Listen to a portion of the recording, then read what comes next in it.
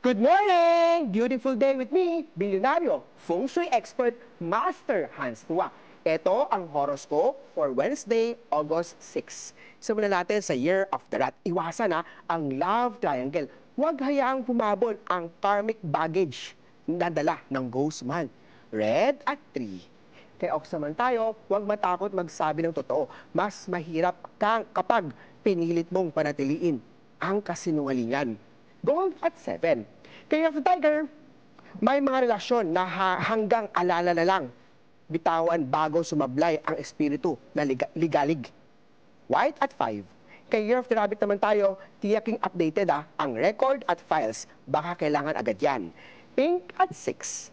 Kay Year of the Dragon naman tayo mag-stretch tuwing break sa trabaho. Iwas, back pain.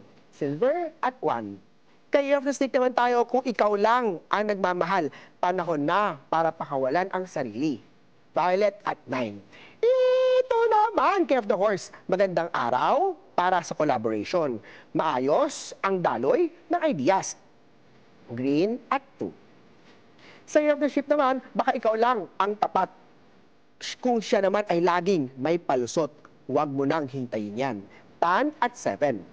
Kay Year of the Monkey, kapag walang label, walang kasiguraduhan, ayusin o iwan.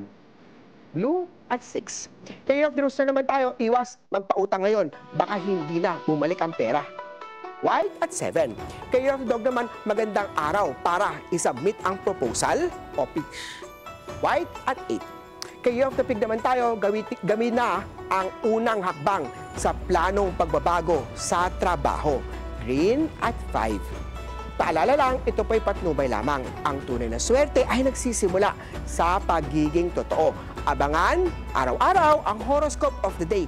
Dito lang po sa Beautiful Day with me, Master Hans Kua, your Bilyonaryo Feng Shui expert.